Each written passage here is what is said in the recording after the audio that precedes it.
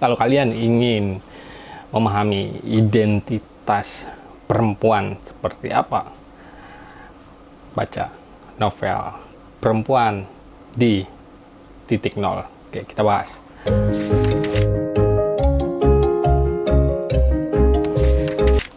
Ceritanya tentang seorang psikiater yang melakukan penelitian di suatu penjara. Penjaranya namanya Kinatir yang ada di Kairo, Mesir. Dari banyaknya pasien, dari banyaknya para penghuni penjara, seorang psikiater itu lalu jatuh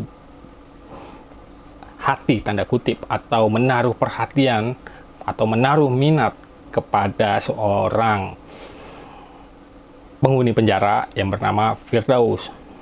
Kenapa? Karena si penghuni penjara itu berbeda sekali dengan para penghuni penjara lainnya. Perempuan yang keras, sangat keras kepala, lalu ketika ditawari makan dia tidak selalu langsung mau menerima dengan baik. Jadi psikiater itu mendapat cerita dari penjaga penjara bahwa perempuan yang bernama Firdaus, penghuni penjara itu seperti itu kelakuannya. Lalu ketika diislami ternyata itu menjadi perhatian bagi psikiater tersebut untuk mendalami kehidupan. Disitulah dimulai ceritanya dengan cara penulisan flashback. Lalu Firdaus menceritakan masa lalunya, kenapa ia bisa dipenjara dan apa hukuman yang ia terima dan seperti apa kelak. Oke. Jadi Firdaus itu menceritakan kehidupannya masa kecil yang kelam, mendapatkan diskriminasi, mendapatkan pelecehan, lalu ketidakharmonisan dalam kehidupan rumah tangga seperti apa yang ia inginkan, sehingga itu menjadi bekas untuk dia kelak sebagai perempuan dewasa. Lalu dalam pernikahan juga dia dipaksa. Jadi secara kronologis dari kecil dia hidup dengan orang tuanya, di mana ayahnya memperlakukan perempuan seperti pelayan rumah tangga. Ketika tidak dilayani, ayahnya berbuat tindak-tindak kekerasan. Lalu ketika orang tuanya meninggal, Firdaus hidup bersama pamannya, dan ternyata hidup bersama pamannya juga tidak jauh berbeda. Suatu kali ketika pamannya membaca buku, ternyata tangannya sampai masuk ke tempat-tempat sensitif si tubuh Firdaus, dan itu menjadi trauma tersendiri secara psikologis bagi Firdaus. Lalu dia dinikahkan secara paksa oleh pamannya, dan ternyata lagi-lagi di rumah tangga barunya Firdaus juga mendapatkan perlakuan kekerasan dalam rumah tangga yang itu menjadi momok bagi dia karena dihantui masa lalu yang tidak mengenakan. Lalu dia pergi dari rumah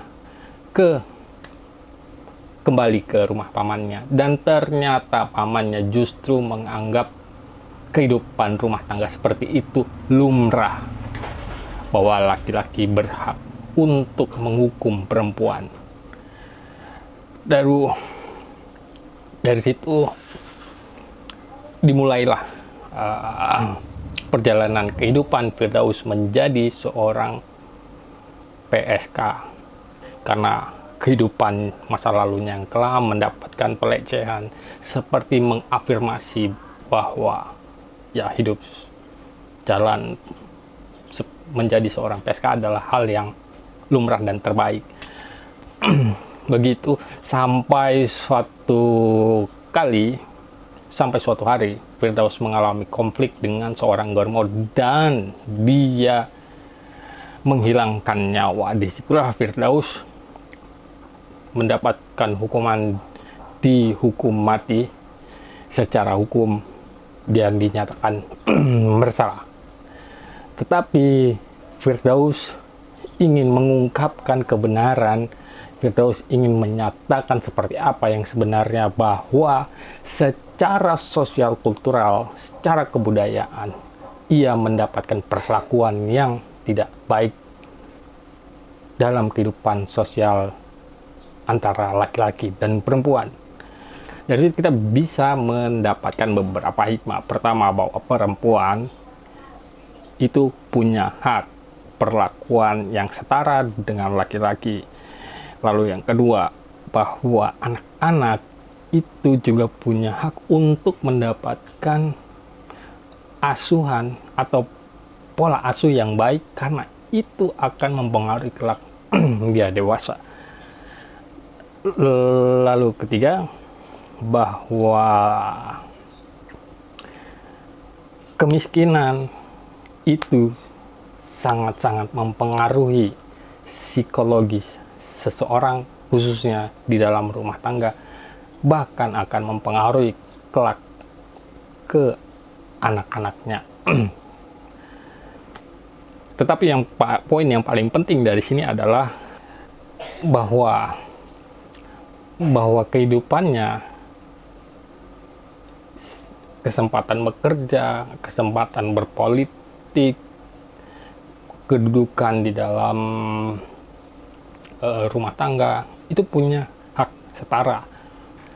Novelnya ya nggak terlalu tebal sekali ya, nggak nyampe lah 200 halaman, dan ini diterbitkan oleh Buku Obor ya. Jadi cukup lah untuk dibawa kemana-mana, dan sepertinya nggak nyampe seminggu untuk membacanya.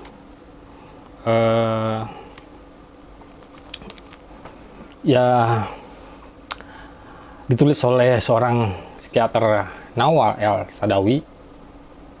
Dia berkebangsaan Mesir. Novel ini pertama kali terbit justru bukan di Mesir, tetapi di luar Mesir.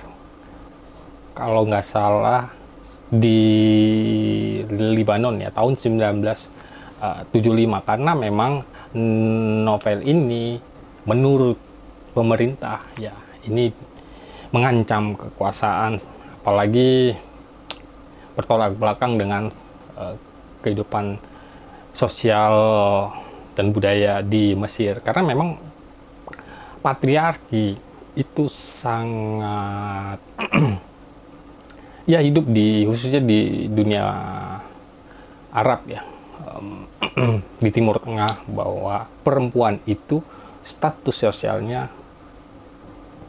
ya status sosial kedua di bawah laki-laki, sehingga laki-laki secara hierarki punya kuasa, secara relasi punya kuasa untuk mengeksploitasi perempuan, entah itu secara tubuh, entah itu secara pikiran. Jadi kalau kalian mau memahaminya lebih jauh, apalagi kalian yang perempuan yang ingin mencari jati diri, siapakah saya, bagaimanakah saya sebagai perempuan, bagaimana saya masa lalu, ya mungkin ini bisa menjadi satu bacaan untuk salah satu ya jalan memahami siapa kalian sebagai seorang perempuan.